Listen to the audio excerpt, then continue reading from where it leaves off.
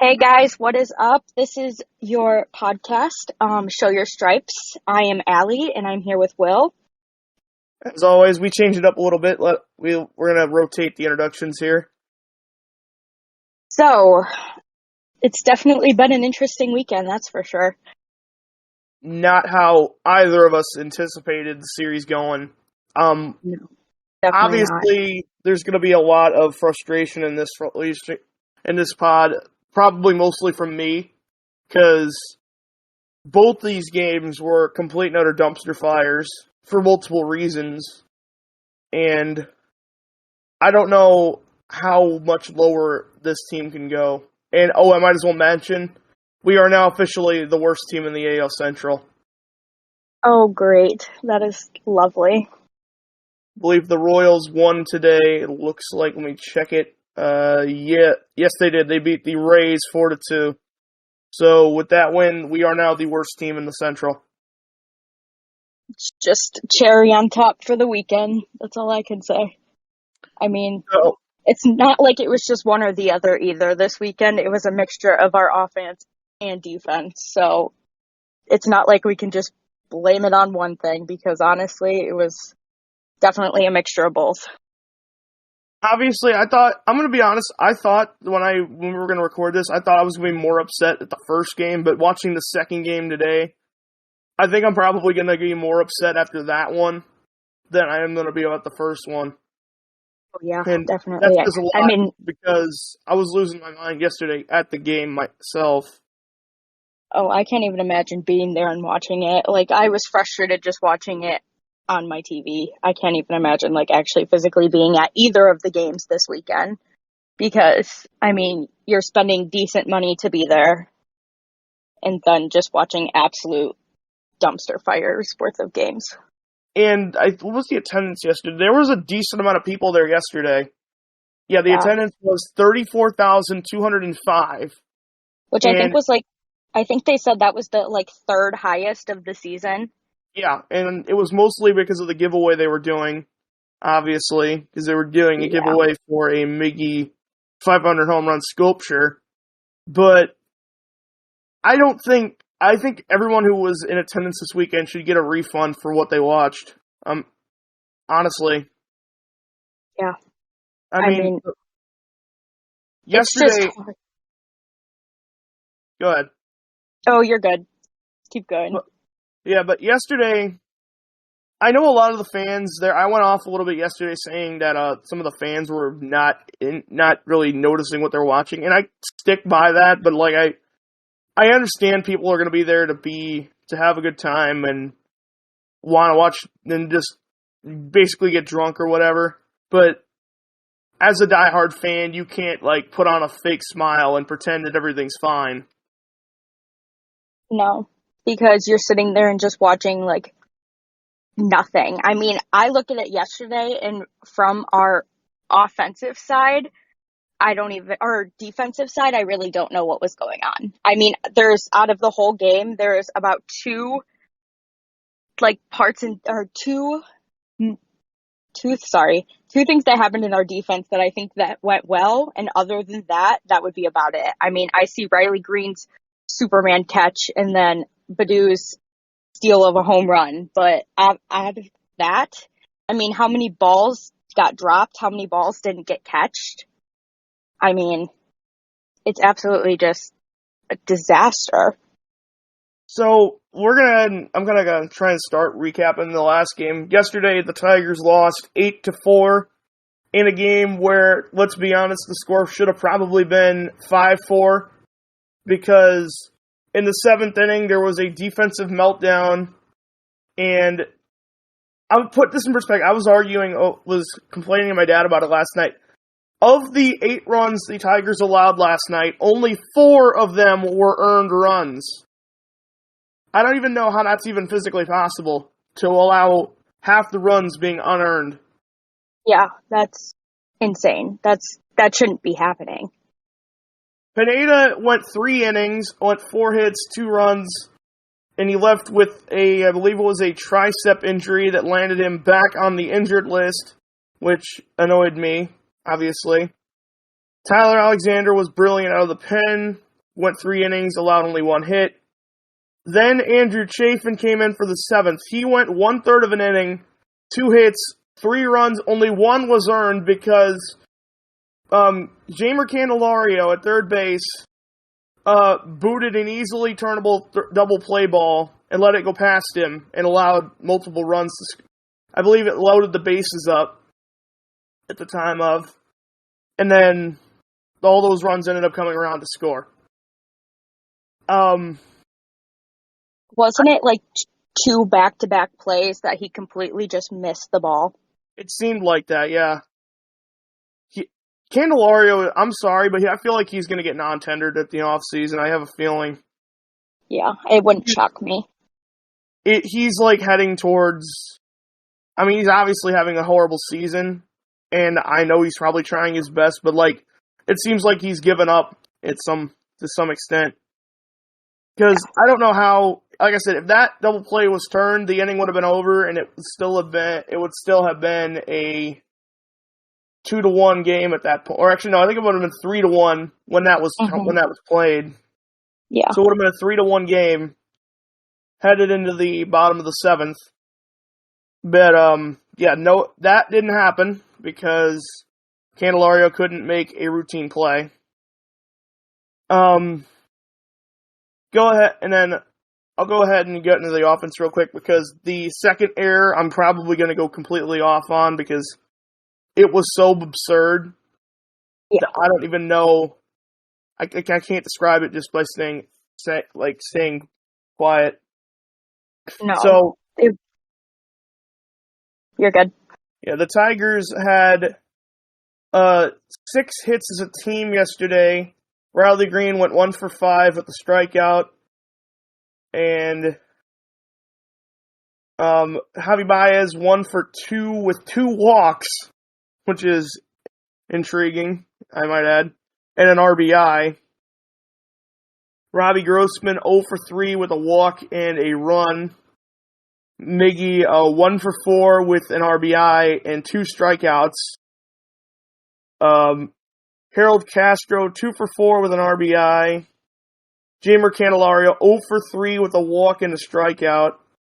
Jonathan Scope 0 for 4 with a strikeout. Tucker Barnhart 1 for 3. Victor Reyes pinch hit for him. He went 0 for 1, and Akil Baddoo 0 for 4, and I believe he is now like 2 for 20 since coming up from Toledo. Yeah, his stats are not any better than they were before he left for Toledo. I don't think there's anybody down there, maybe like other than, what's his name? I forgot his name. The guy from who just got called up to Toledo and is raking down there. I forgot his name. But Kerry Carpenter, that's it. Yeah. Yes. Yeah, he's like the only guy you could really bring up here, but like I feel you'd have to make a 40-man roster move to do that because he's not on the 40-man.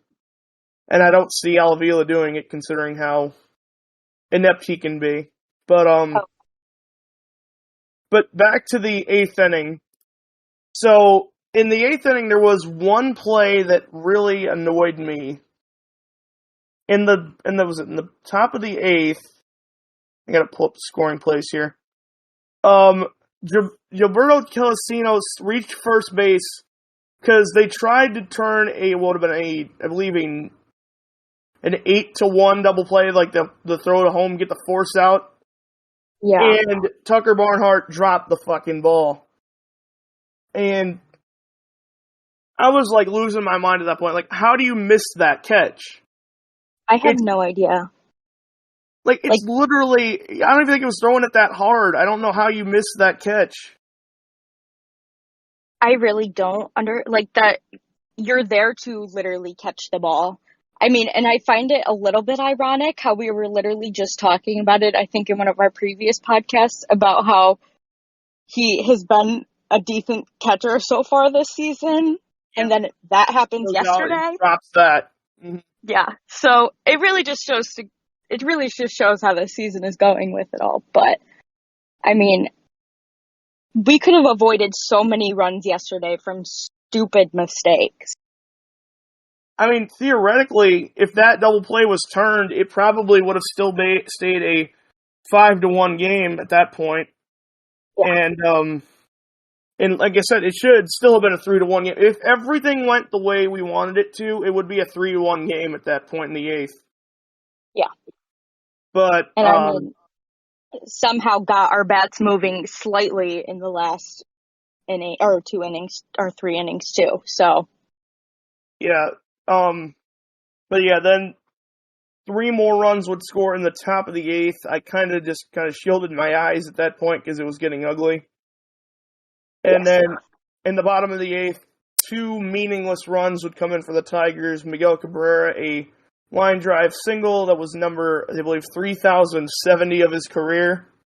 And I believe it tied him with, I forgot his name. I forgot who it was, but he tied for like 13th in RBIs or something. And then I guess we could see that as one good thing coming out. I mean, Miggy has been one of the only solid rocks of our team this season. So I mean, literally, he's been one of the only good bright spots as of recent. And then Harold Castro would single in a run that would bring in Robbie Grossman, and then Zach Short would pinch hit for Miguel and score on a wild pitch that would make it 8-4, which is what the final score ended up being because the offense went 1-2-3 in the ninth. And I said it before, but I feel like most of the fans were completely oblivious to what was going on because if they were really paying attention, they would not be happy with the product on the field yesterday, especially considering how many people were there. I mean, you could tell that there's a ton of people not paying attention. I mean, I was watching it on TV and all you just saw was the wave going on behind home plate. So Yeah, there were, I think, 2 or 3 different times in the game yesterday where they were doing the wave, which, I mean, I don't hate the wave, but, like, it'd be more fun to do it if you're actually winning a game and not losing, because it makes you seem like you're not caring about what you're watching or what you paid to watch. yeah. But yeah, that game, I thought yesterday that game was, couldn't have gotten any worse because literally I felt like nothing good had happened for the Tigers other than a couple of bright spots. But, Yeah. We were wrong. yeah, but yeah, so that leads into today's game, which is probably one of most of the pod is going to be focused on because that game happened about 2 hours ago and it's still fresh on most of our minds. That game. I mean, go ahead. I was just going to say the first thing that I had noticed with the game today is that usually no matter how our record has been, they have been coming into the game at least looking like they're trying their hardest, trying to get a decent thing going. And today, it seemed like they looked lifeless on the field. Like none of them really even wanted to be there, wanted to play. I mean, you can just tell by some of the mistakes that were being made today. I mean, I watched Chris Castellani even say, like he said himself, it seemed like Eric Haas was the only man who actually showed up to the ballpark today, ready to win a ball game. Literally nobody else seemed to care. I mean, I'm just looking at the stats right now. 0 for 3 or 0 for 4 for Riley Green with 3 strikeouts. Javi Baez was hit by a pitch, but was 0 for 1 before that and left the game. Victor Reyes 0 for 2 with a strikeout. Harold Castro 1 for 4 with a strikeout. Miguel Cabrera 0 for 2 with a walk. Jeimer Candelario 0 for 1. Eric Haas 2 for 4 with the RBI. He was the only guy who really seemed to show up, like I said. Robbie Grossman 0 for 3 with a strikeout. Jonathan Scope 0 for 3. Cody Clemens 0 for 3. Willie Castro 0 for 3 with a strikeout. The Tigers only mustered 3 hits. And I know I'm beating it. Go ahead. I mean, that's unacceptable. I mean, you're going through. We are so far in the season that there is no reason that we should be getting 3 hits out of our game. Yeah. I mean, how do you even I don't know. I'm still at a loss for words about this game because I don't even know how to describe. Going back to just like our injuries, we literally had 2 players leave the game today due to injuries. I mean, that takes our starting pitchers for the season up to, we have 8 of them on the IL list right now. And it makes me wonder who's going to come up. There's literally nobody else down in Toledo, I think, that we can call up and say, "Hey, you need a pitch. You need a pitch up here," because we've called everybody up, and it's getting to the point where they're like, "Do you consider calling up people from Erie?" Because I don't know who the hell you can call from fucking Toledo. I'm getting tired of just seeing like a random name from Toledo come up for like one start because there's literally nobody left. Like, I got to look up their roster just to see who's left on there because I don't even know. Because they had a guy down there who was decent, I believe, and he opted out of his contract. I think I mentioned that in a previous pod. Yeah. But right now, I think I saw that we literally have now left, I think, 3 starting pitchers on our rotation right now or something. I mean, that just means we have more of a chance of having more injuries happen if these pitchers are having to pitch as much as they are. I mean, we have relievers coming in halfway through the game and pitching 3, or we have, sorry, I am losing my track of words. We have these pitchers coming in and pitching so many innings when we should be having our starting pitchers being able to make it through 6, 7 innings. But we can't. I'm looking at the box scores of recent Mud Hens games, other than the Manning rehab start, which I know he's going to be down there for another rehab start before he comes back up, which that'll be much needed help. But like yesterday, the Mud Hens threw Brian Garcia on as a starter, and he only went 1 2/3 of an inning. And they they used 8 different pitchers to go through the entire game. That is crazy. So there's literally no starting help down there. I literally don't know who you can call up at this point. I don't know. I feel at this point we need to just, with the starting pitchers we have left, they need to be wrapped in bubble wrap and just no one can touch them because the list is just never ending with these injuries. It's not even funny anymore. I mean, literally, I think the next guy who's going to be pitching for the Tigers is going to be Chichi Gonzalez, and he is, by all means, not a major league pitcher. And I literally have no clue as to what we do next in terms of pitchers. Because, like, are you going to have to sign guys in the middle of the season just to get outs? I mean, because I don't know how you can continue to, because more people are going to get hurt. It's just the matter of the fact is I feel like if this trend doesn't stop, it's just going to keep continuing. So because you have more pitchers pitching more than they normally are, which is going to lead to them having more injuries. So you might as well just sign some more fucking pitchers. I as much as I hate it, there's literally it's literally probably going to get worse before it gets better. So I don't know who you can consider as a free agent. Like, let me look this up. I'll get to this in a minute, but maybe I'll look up some free agent pitchers that we could bring up. But like, for crying out loud, I mean, we're not even in the gist of what happened today, but that was just the main thing, is the injuries. I mean, you should not have the guy who just came off the IL to make his debut since about a month ago exit with the same injury, basically. Yeah. I mean, I know he was supposed to do a rehab start last week and then it got rained out. But still, I mean, his last start for the Tigers before today was June 29th. So we're just approaching that month point, and yet he only made it through 3 innings today, right? 2/3.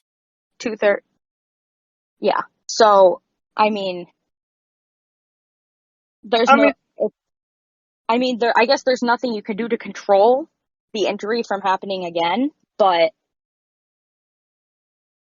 I don't know. I mean, it's embarrassing that on the top performers page on MLB.com, where they show like who was the best players of the game? You got Sonny Gray for the Twins, who went 6 innings, 2 hits, 1 earned run against the fucking Detroit Tigers offense. You've got Jose Miranda, who got hit by a pitch, went 3 for 4, 2 RBIs, and 2 runs scored. And the Tigers' lone representative is bullpen arm Angel De Jesus, who is on there because he went 2 1/3 of an inning, allowed no hits and no runs, and struck out 2. That was the best guy we could put on the top performers page. That is absolutely unacceptable. Just sad. Like, that is just sad. I mean, the team comparison, the only category the Tigers, they did not lead a single category in terms of offensive performances today. They got outrunned, they got out hit. Neither team hit a home run. Twins put more people on the base paths. Nobody stole a base. Twins left more people on base. The only thing the Tigers led was errors. And I thought, maybe we're going to have an offense or a defense that's actually going to be somewhat competent. But no, we're having the same thing where we have one error at least per game. At least it seems that way anyhow. Yeah. I don't even remember I feel like I don't remember the last time we had a game without an error, to be honest. Because it feels like it's just a never-ending thing. So, in the first inning, the Twins scored 3, and I knew from that point on this game was already out of reach because this team is so damn anemic, it's not even funny.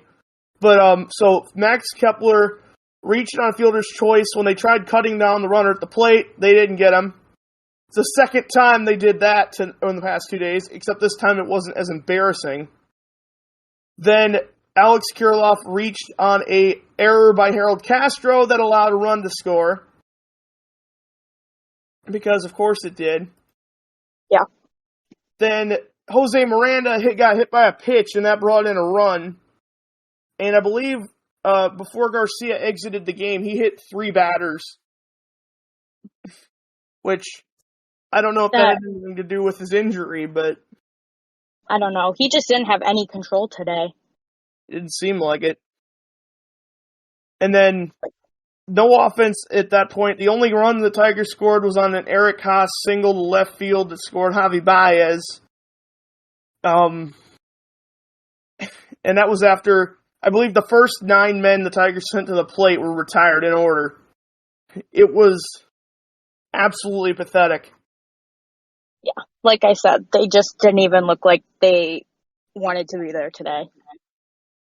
And then in the 7th inning is when it all started coming down. You had, let me read these in order here because it's be hard to just say like the main highlights. You had Victor Reyes coming into the game as the right fielder because of Javi Baez leaving the game with an injured arm after getting hit by a pitch. Then you had, I'm going to go in order, single, RBI double, strikeout, RBI single, ground out, RBI double, walk, force out. So the Twins scored, looks like 3 runs in the 7th, I believe. I think that's what it was. Yeah. And I knew from that point on it was going to get worse because once, it seems like if the game it's a 6-run lead or something, the game is basically blowout territory for this team. Yep. Yeah. And then, go ahead. I mean, I don't even know. Like, I mean, at a certain point, even on a normal game, not even today, like, if they get to that point, I feel half the time they're just done. Like, you can just tell by the way their efforts are that they have just, like, given up for the day. And then, like I said, Michael Fulmer came in the 7th. He allowed those 3 runs. It was easily his worst outing of the season.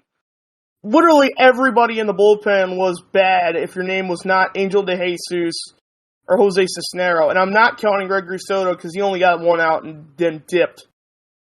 But, literally even our positives were negatives today. The bullpen was fucking awful. Yeah. And I mean, like, that was the one thing that I feel that we had going for this season. That was, like, just a bright thing you could look at the game. And I mean, you didn't even get that today. Alex Lang was not good. He only recorded 2 outs. He allowed 2 runs, walked 1, struck out both the guys he retired. But if you're putting a position, I'm gonna say this: if you're putting in a position player when you're down only by 8, that just shows you how inept your organization is. Because you should be putting in a position player in if you're down by probably 10 or more. But Go ahead. I mean, how long it took them going back to the Toronto the Toronto Blue Jays versus the Red Sox game. They weren't even putting in position players, and they were down by 22 runs at one point. So they used bullpen arms until the 9th inning, and the Red Sox were down by 22. And which obviously that's stupid in its own right, but the Tigers should not have to be using position players when you're down by 8, but because of how stressed out this bullpen has been and all the pitchers' injuries, we had to turn to Cody Clemens to pitch an inning in the 9th, which allowed another run to come across. And I read something on Twitter that between Cody Clemens' 3 appearances and then Harold Castro's 4 appearances were more appearances than Casey Mize and Matt Manning had combined this season. So we've already had more position players than we had with those 2 at the beginning of the season. And that is absolutely unacceptable. This was, like I said, I've said it before, I've said it again, I'm going to keep beating the dead horse. But this was supposed to be the year where we were supposed to break through, end this rebuild, somehow have a competitive baseball team to some extent. But here we are 20 games under 500 in the month of July. Another lost season is on the books, and the only people we can point fingers at are Chris Ilitch and Al Avila, and it doesn't seem like anything's going to change because Chris Ilitch just bats a blind eye and thinks that everything's fine. Yeah. I mean, it's very obvious that something needs to be changed, and apparently they are the only people that don't see it, because how people have been saying it for the whole season, but it's getting to the point where when is something going to happen? Because the fans are just angry at this point. I mean, I'm going to keep going to games because I'd rather watch it in person than watch it on TV, but like, at what point are you going to have nobody show up to the games? People are still showing up to the games. I quite honestly don't know why. I mean, at least I have a reason to go. I don't have anything better to do. But, but you should not be charging, like, yesterday, I think the cheapest tickets on the MLB website, it was like $27 to watch that slop, that embarrassment of a baseball team on the field. Yeah. People don't want to pay that to sit there and be miserable. I mean, quite honestly, you could make an argument, like, people are probably going to show up this series against the Padres just to see the Padres and not the Tigers. Yeah. It's gotten to that point where you'd probably go in and watch the other team than watch the team on the field. And I guarantee you, like I said before, if Tatis was playing, there would be way more people here to see him than anybody else. Because why would you spend your hard-earned money to come and watch, like, let's say Harold Castro batting cleanup or something of that nature? I literally just cannot see it, what the point of it is. No, I feel like, I'm still shocked at the attendance for, like, this weekend, and I know there was the giveaway and all of that, but with how it's been, we were supposed to, after the first game when we came back from the break and we were able to win that game, I really, a part of me was like, oh, maybe this is it. Maybe something is changing. But, we've lost every game since then. So because there's been 4 games since that. So the last 3 we have lost. And that's what I hate about watching Tigers baseball, is because you'll have one game like that where they'll look competitive and they'll look like a real baseball team and they'll win a game, and then they'll bring you back in and make you think, oh, no, this team's going to be, they're actually going to turn it around. They're going to do what they did last year and start winning games in the second half. But no, they're always going to go back and put up a stinker the next game. It literally is a repeating cycle. I know I'm saying literally a lot, but there's literally not much I can say. I think I've said a lot. It's just, there's no words to describe how to feel about this right now, because there's just so many different emotions about this, all of it, because there's obviously something that needs to be done and no one's doing anything to fix it. And I know they keep saying that they're trying to make adjustments and they're trying to fix things, but we're not seeing that happen. Yeah, there's another thing I wanted to mention was with adjustments. My dad told me last night, we were talking on the phone after I was on my way home after that disaster last night. He tells me he heard on the radio that Dan Dickerson was quoted as saying something along the lines of, they need to make adjustments with the lineup and keep seeing if it works. And I'm thinking to myself, we've been doing that all season and it's not resulting in any wins. I'm pretty sure we've had a different lineup every single game this season. There's literally no consistency in the lineup, and it's not resulting in anything. I don't know. How do you expect to change it more? Do you want Miggy to play to bat 5th or something, bat 7th? I don't know. It's not going to result in any difference in the result of the outcome of the game. No. I mean, they're going to play how they've been playing no matter what order in the lineup they are in. They leave people on base. We can't bring runners in. I mean, no matter where they are in the lineup, it's just not going to happen. I'm going to be honest. I'm more happier when they're playing on the road, because then I don't have to watch this garbage in person, because people are going to act like there's nothing going on, nothing wrong, and we're going to act like, oh, this is a great team. And I love being optimistic about something, but when you have this product on the field, it's hard. Like I said, it's hard to put on a fake smile and pretend that everything's fine, because it's not. There's no sugarcoating it. No. And I mean, the people that follow me on Twitter see that I try to be very optimistic about everything, no matter how bad a game went. I always try to find a positive side to it. And this weekend, it's just been hard. I mean, it's been very difficult these past few games to try to find a positive side to it, because there's been a few, but not many good plays or good things happening during the game. And it sucks to watch, because you want to be able to sit there and enjoy a game, and it's hard when you can't, when you're seeing no effort being put into these plays.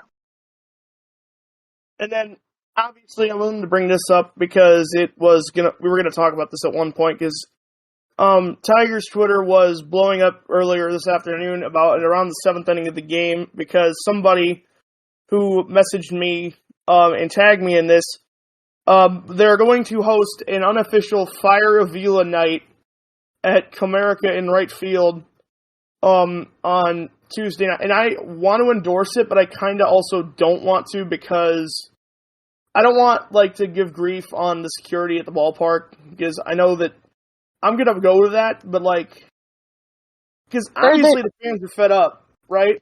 But yeah.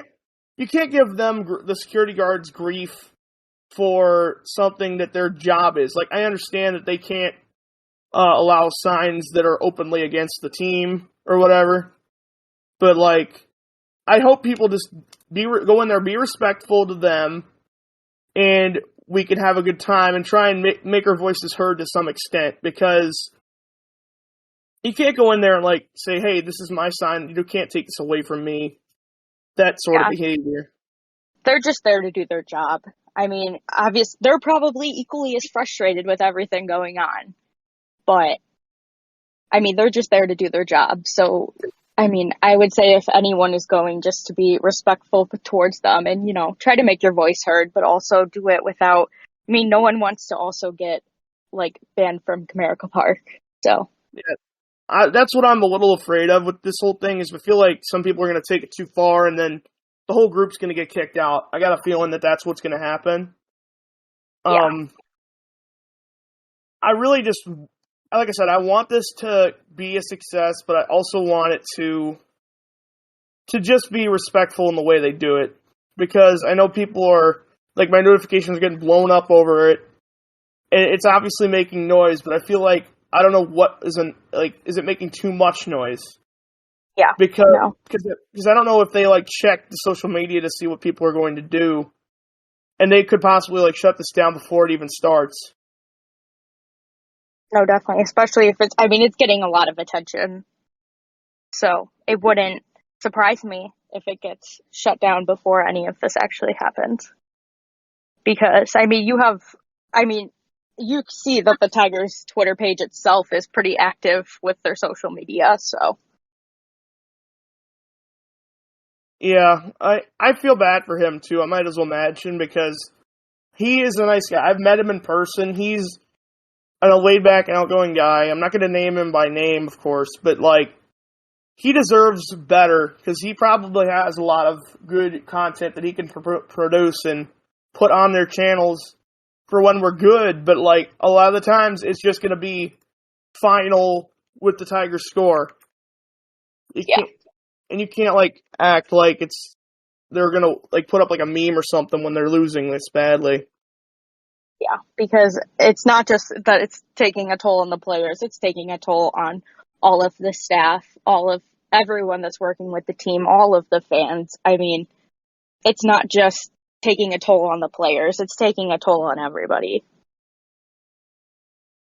I mean, I'd love to be sitting here recording a podcast where we have a team that's actually competitive, but no, we have a legitimate clown and general manager, an owner who doesn't follow in his father's footsteps and is completely oblivious to what is actually going on and cares more about selling pizza and selling Red Wings tickets than he does about what's going on at Comerica Park.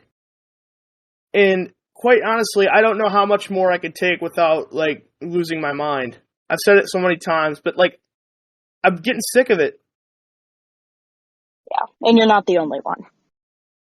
I mean the fan base is probably at an all-time low in terms of, like, optimism or in terms of, like, being happy in general. Like, this time last year, we were all talking and all being all happy about the team because we were actually somewhat competitive for once, but everyone's just frustrated. Everyone's fed up. They want change.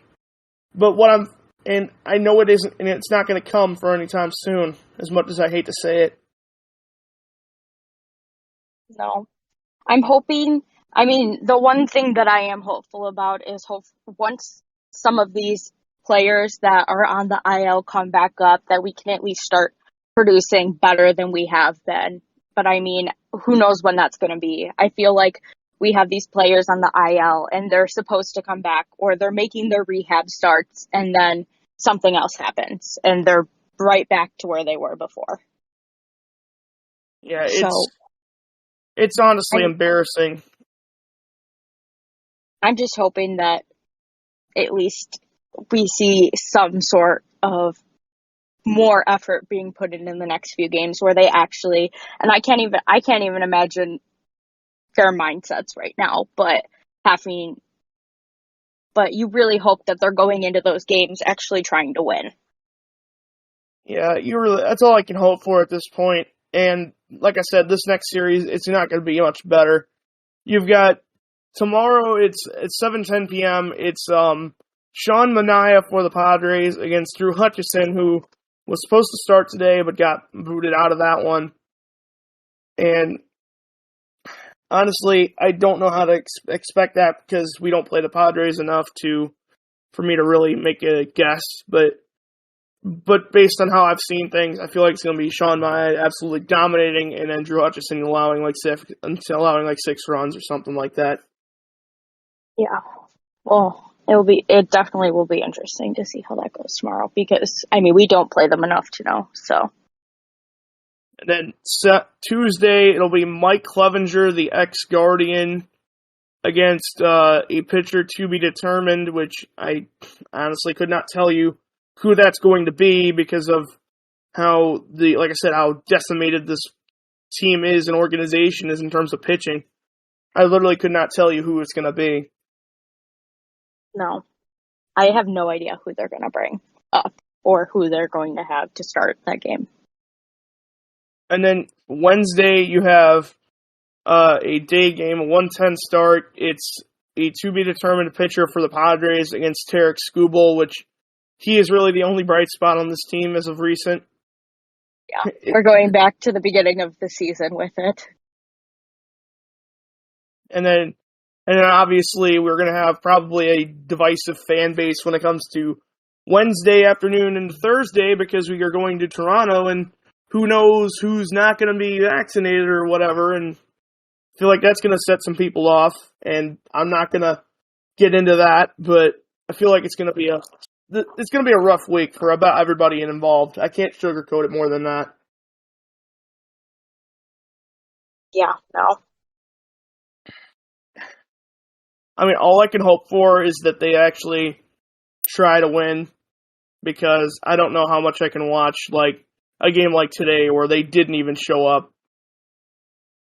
It's honestly embarrassing. I know.